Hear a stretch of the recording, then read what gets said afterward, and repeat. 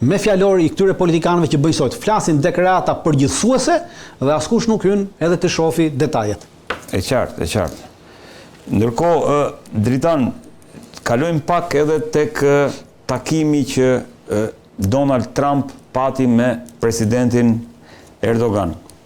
Doja shumë një mendim për sa i përket, duhet kemi edhe fotot takimit se janë shumë interesante, mund t'i kalojmë.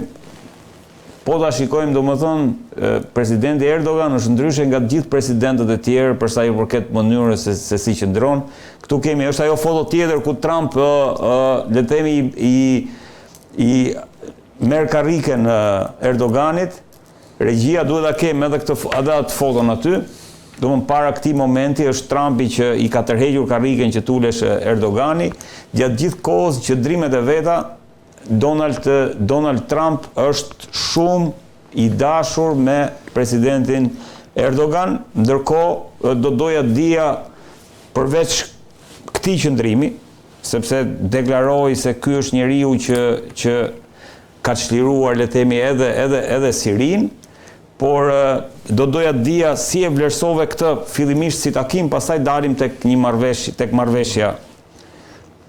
Është era e parë pas 6 viteve që Erdogani shkon në Shtëpinë e Bardhë, pra ka 6 vite që nuk shkon në Shtëpinë e Bardhë. Që në 2019 dhe nuk shkon më. Ka një ish ambasadori amerikan në Siri në vitet 2004-2005, më pas ai ka bërë një libër dhe James Jeffrey. Ja ku është, drita më fal, dalim te James Jeffrey.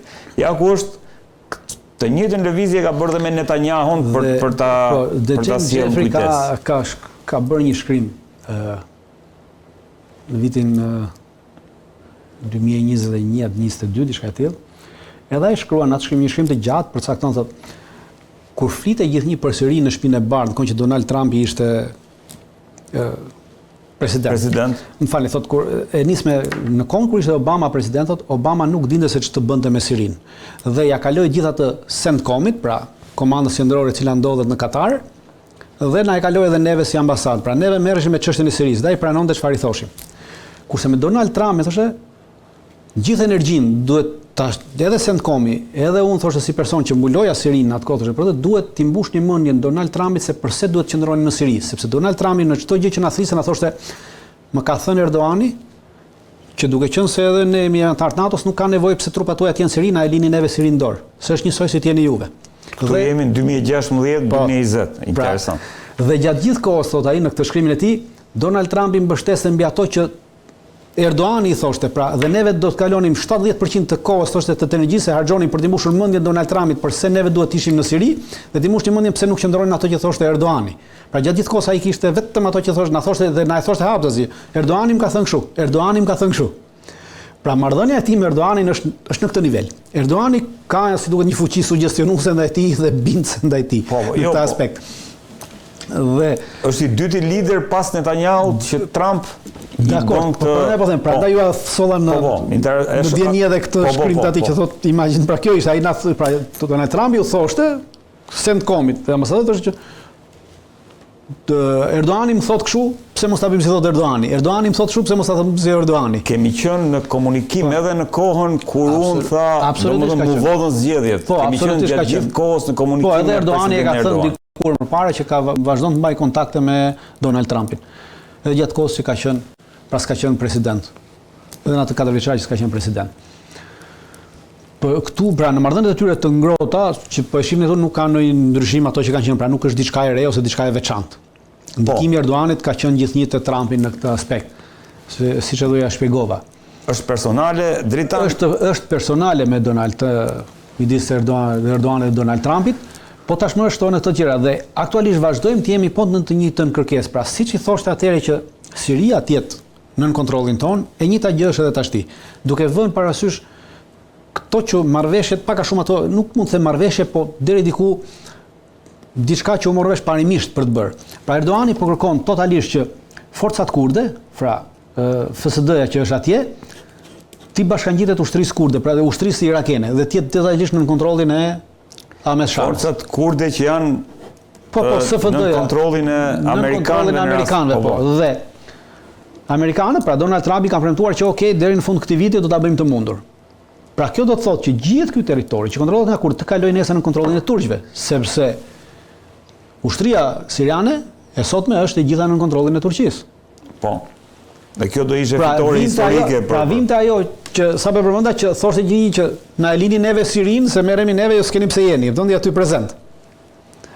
Pra Erdogani ka vazhduar të mbajë qendrim dhe ka pasur të njëjtin efekt të Trumpi, efekt cilin Trumpi tashmë thotë që deri fund muajit, deri fund vitit do mundohemi ta bëjmë të mundur këtë. Po.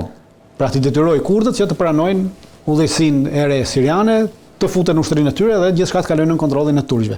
Dhe kjo heq turqëve një problem të madh. Po kemi një problem tjetër. Në momentin që i heq të turqëve një problem të madh, mbyll edhe atë interesin e Izraelit për të bërë një korridor i cili shkon nëpërmjet Al Suedës dhe nga Al Sueda në cilët kanë hyrë të dalin në territorin korridori Davidit dhe të përfundojnë në Irak. Dhe pse duan të përfundojnë në Irak? Duan të përfundojnë në Irak sepse duan të marrin nën kontroll në Irak një gazsjellës dhe naftsjellës i cili është ndërtuar dhe është në përfundim nga Iraku verior në drejtim të Turqisë, ka mbaruar, po është pothuajse në mbarim, vitin që vjen duhet hyrë në funksionim ky gazsjellës deri në një port në një port të Turqisë. Dhe në rast se izraelitët bëjnë këtë korridor, atëherë këta e ndërpresin këtë korridorin e këtij gazsjellësi. E qartë. Dhe ky gazsjellës është ndërtuar me miratimin e amerikanëve. Dhe do hyjë në funksionim me miratimin e amerikanëve, sepse në këtë gazsjellë përfitojnë kompanitë, sepse një nga ndërtuesit e kësaj gazsjellë është edhe një kompani amerikane. Po, e qartë. Pra izraelitët duan ta ndërpresin këtë, sepse këtë do japi fuqi ekonomike tjetër Turqisë, rëndësi tjetër ekonomike rajonale. Po me këtë lëvizje po thua bllokohet korridori Davidit. Bllokohet korridori Davidit. Pra me largimin e FSD e SFD-s, pra e forcave kurde, me neutralizimin e tyre nuk ka më korridor Davidit, sepse ky territor merr në kontrollin e ushtrisë siriane. Totalisht, e qeverisë aktuale siriane. E qartë. Pra bëhet që për çështje rajonale, pra për fuqi rajonale. Kush menaxhon për këtë dhe deklarata e Trumpit që Turqia çliroi Sirinë. Po, Turqia është një nga faktorët kryesorë që sollin ata. Është një nga faktorët kryesorë dhe është faktori kryesor edhe në mbështetjen që i dha organizatave terroriste në Siri, po në fund fare është dhe faktori kryesor në negocimin që Rusia të mos përdorte fuqinë e saj ushtarake në momentet e fundit dhe të ndalonte rënien e Bashar al-Assadit. Po. Sepse është Turqia ajo që negocoi, pra kemi deklaratë Ahmed Ashari, thotë ne negociuam direkt me Turqinë, por nuk ka negociuar direkt. Negocimi është bërë nëpërmjet Turqisë, që forcat ushtarake ruse të mos bombardonin konvojet e Ahmed Sharës, të cilët po lëvizin dhe sepse ushtria siriane po dorëzoi. Dhe normalisht rusët kur panë që sirianët po dorëzoheshin, nuk kishin pse luftonin për sirianët, kur sirianët nuk luftojnë vetë për veten e tyre. Dritan, dalim edhe tek marrëveshja më pas për ta diskutuar, po kjo pjesa që Erdogani ka kërkuar gjithmonë Trump, nuk ka nevojë të jemi ne këtu.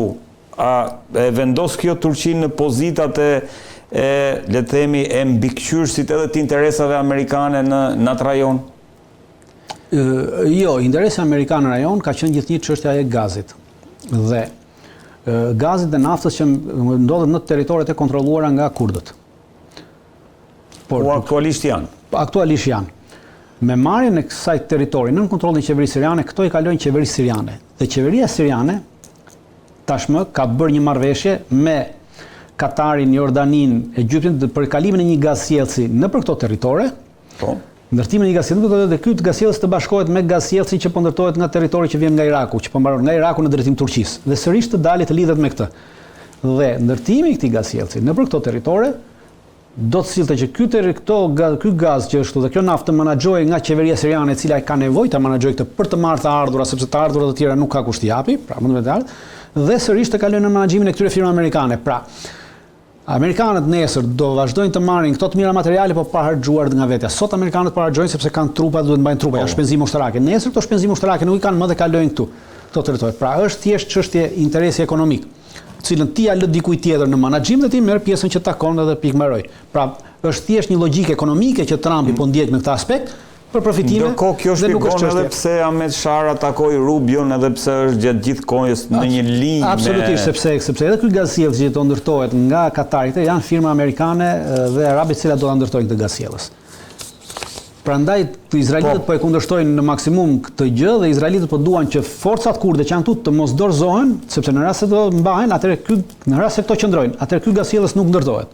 Dhe Siria nuk fuqizohet ekonomikisht, sepse në rast se Siria merr në dorë këto burime nafte dhe gaze që janë në këtë territor që kontrollohen nga kurdët, domethënë që kemi një fuqizim të qeverisë siriane dhe izraelitët e kanë një gjë të qartë, që sot ata mund të bëjnë marrëveshje me Ahmed Sharën, po Ahmed Shara në këto vende si Siria është përcaktuar gjithnjëherë parë që këto mund të jenë kalimtare. Pra qeveria Ahmed Shara është kalimtar, ai mund të mbajë një pushtet 5 vjet, 10 vjet, por pas 10 vjetësh do të dalë një grup tjetër, një si tjetër do t'i bëjë një puç ushtarak siç ka ndodhur shpesh në vendet arabe, do ta argëzojë dhe një pushtet sirian i fuqizuar nga ana ekonomike dhe nga ana ushtarake nëpërmjet Turqisë, këto tjera nesër është kërcënim direkt për Izraelin. Prandaj Izraelit intereson që të mbaj larg kësaj fuqie ekonomike, pra që të mos fuqizohet ekonomikisht, se po fuqizohet ekonomikisht, të fuqizohesh edhe politikisht edhe ushtarakisht dhe kthehesh në kërcënim. Ndërkohë ka pas një marrëveshje, Dritan, bie në sy për marrëveshja për të blerë avion F-35, apo le të themi ajo që të bën përshtypje për ta hequr Turqinë nga sanksionet që u vendosën për shkak se mori S-400-at ruse. Sanksione i them, po them kushte. Si e vlerëson këtë, sepse gjitha mediat izraelite thonë, apo komentatorë, ekspertë thonë që F-35-a do të avionët, nëse Turqia do merrte avion F-35, kjo do të zhbënte e përsin luftarake të Izraelit me Turqinë. Është thjesht një tentativë e tyre, unë mendoj që është analizë e gabuar, nuk është bën e përsin luftarake të Izraelit me Turqinë. F-35-at pra Turqia ka qenë në këtë programin e F-35-ave në fillim dhe në programin e F-35-ave që ka qenë prej fillimit, Turqia ka qenë një nga vendet cili do prodhonte pjesë të avionëve F-35. Po. Ka qenë edhe pjesë prodhues. Por në momentin që Turqia mori S-400-ën, doli nga ky program. Dhe edhe paratë që kishte paguar ju kthyen mbrapsht. Dhe tashmë Turqia kërkon të rihyjë sërish në këtë program por ka hyrë pjesërisht. Pra Trumpi ka pranuar që t'i shesi F-35, por nuk i ka dhënë licencën për prodhimin e pjesëve. Në rast se Turqia do merrte prodhimin për licencën për prodhimin e pjesëve, atëherë po mund ta bënte fuqi, sepse ajo mund të ndikonte edhe te Greqia edhe te Izraeli, sepse pjesët kryesore për F-35 do të prodhoheshin në Turqi. Pra Turqia do të kishte në dorë pjesët e këtyre avionëve.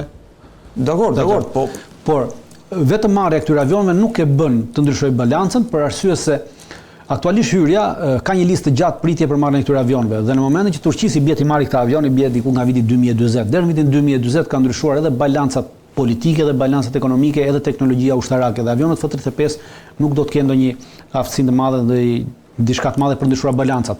Sot ajo çfarë e ndryshon balancën pra dhe çfarë me të vërtetë ndryshon balancën pavarësisht Izraelit të ecin atë që sa herë që ata thonë diçka neve duhet marrim gjithnjë të kundërt të natyre. Po ata e dinë që njerëzit thonë diçka që ti të marrësh gjithnjë atë që të ndjesh frikën se me të vërtetë apo ndjen të kërcënuar.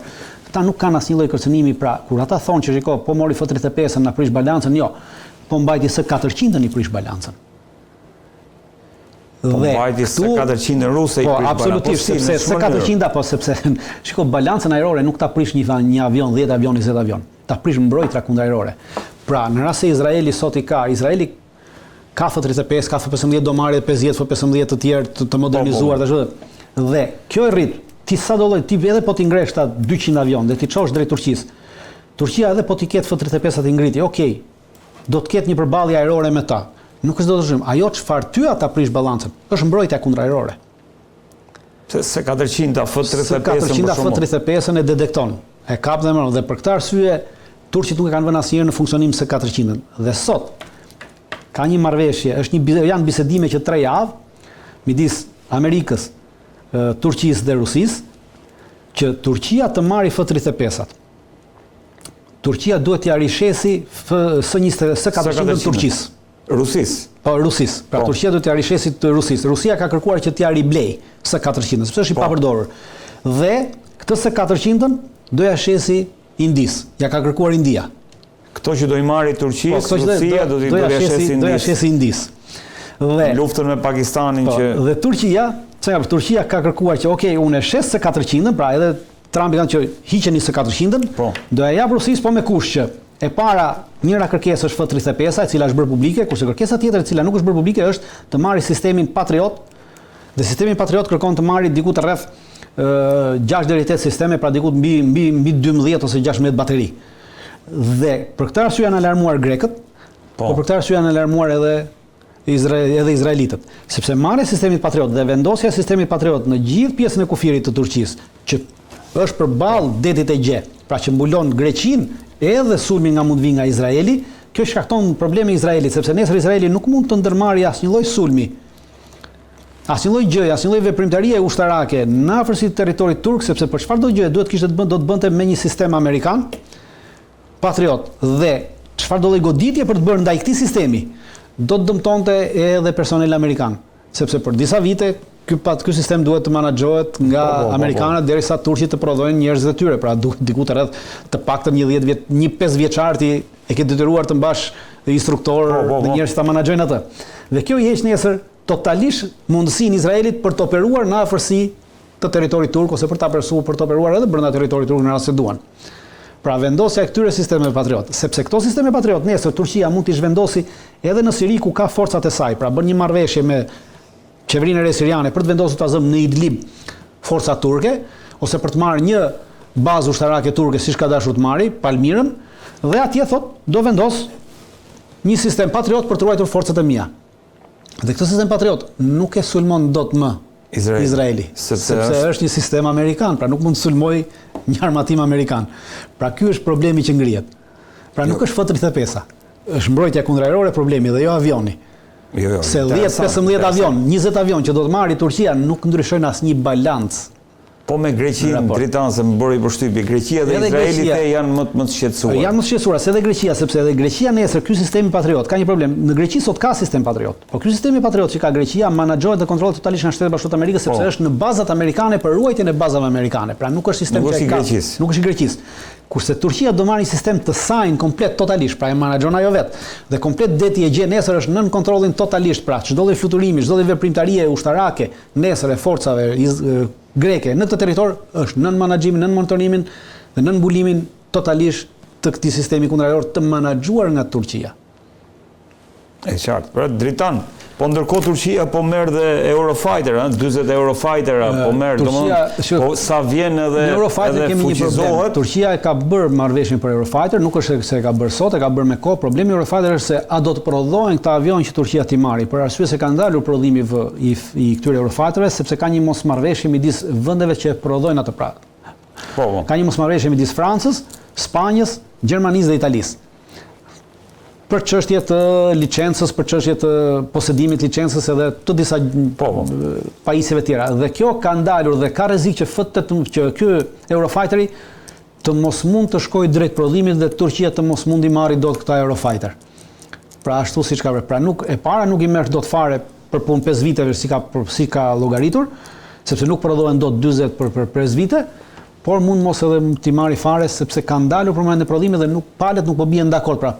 Prodhuesit nuk po bien dakord me njëri tjetrin për çështjet pronësisë, dhe derisa ata të merren vesh për çështjet pronësisë, çdo lloj shitje nuk ka asnjë lloj ecje. Po flitet edhe për një marrëveshje bërthamore dritan, unë fakt e gjeta në Twitter të Osint Defender, duhet ta kem foton aty regjia, nuk e kam parë në të jemi sinqert. Po e kam parë në vend tjetër, po flit për një marrëveshje bërthamore të Trump me Erdogan sepse nuk është një marrëveshje bërthamore, ta themi është një bisedim në parim ku Rusia do t'i Amerika do t'i japi disa turbina, pra nuk quhen centrale, po quhen turbina bërthamore. Turbina bërthamore të cilat janë të lëvizshme dhe mund të vendosen në vende të ndryshme, pra disa turbina bërthamore për të prodhuar energji elektrike në mënyrë që Turqia të heqi dorë nga centralet bërthamore që ka bërë marrëveshje për të ndërtuar me Rusinë. Është foto e fundit regjia. Aktualisht Turqia ka një marrëveshje me Turqinë për ndërtimin e 2 centraleve bërthamore, njëri prej tyre është në mbarim e sipër, pra viti që vjen duhet të fillojë nga prodhimi i energjisë elektrike me kapacitete të vogla, kurse tjetra duhet të fillojë ndërtimi i saj në vitin 2027. I centrali tjetër janë centrale shumë të mëdha dhe shumë të fuqishme. Kjo është marrëveshje me Rusinë, me ç'kemi diskutuar bashkë. Ky centrali bërthamor që mbaron vitin që vjen dhe hyn në funksionim vitin që vjen, deri në vitin 2030 do të hyjë në fuqi të plotë. Dhe kur hyn në fuqi të plotë të 2030 pothuajse mbulon 40% të nevojave energjetike të Turqisë. Nuk ka lidhje me dhe Trumpi ka kërkuar që neve ju japim juve këto turbina dhe ju hiqni dorë nga marrëveshja që keni me këtë. Plus ka kërkuar edhe kanë bërë një marrëveshje, janë disa firma amerikane me një firmë turke dhe me bekimin e shtetit turk për ndërtimin e depozitave të gazit të lëngshëm, pra në mënyrë që Turqia të mos mblej më gaz nga Rusia, por ta marrë gazin nga Shtetet Bashkuara të Amerikës dhe nga Katari. Por për marrjen e këtij gazi i lëngshëm që vjen nga Amerika dhe nga Katari është në formë tjetër nga gazi që vjen nga Rusia. Dhe kërkon depozita të veçanta, kërkon komplet një ndërtim rrjeti të veçantë, për të cilin tashmë Erdoani ka bërë një marrëveshje që do të fillojë ta ndërtojë, po derisa të ndërtohet ai rrjet. Derisa të fillojë rrjeti do të paktën 5 deri 10 vite që të përfundojë gjithë ky kapacitet ndërtimi. Dhe për këto vite do vazhdoj të marri gazin nga Rusia dhe edhe Trump e deklaroi që gradualisht do fillojë Turqia ndërprerjen e marrjes së gazit, pra gradualisht. Parashikohet që pas 2 viteve të hyjnë në funksionim depozitat e para dhe aq sa ato kanë kapacitet, pra atë kapacitet që zëvendësojnë ata do zbritet nga kapaciteti i gazit që merr nga Rusia. Domethënë jemi në këtë pikë se e vura re që e duam të pash. Por është pikë e cila ka një projekcion në 10 vjeçar, pra nuk është që mund të arrihet nesër dhe ndalet dhe se nuk ka kapacitete të marrë këtë gaz. Pra dhe ajo kapaciteti i gazit që ka nënshkruar ka marrë për 10 vjet 75 milion metër kub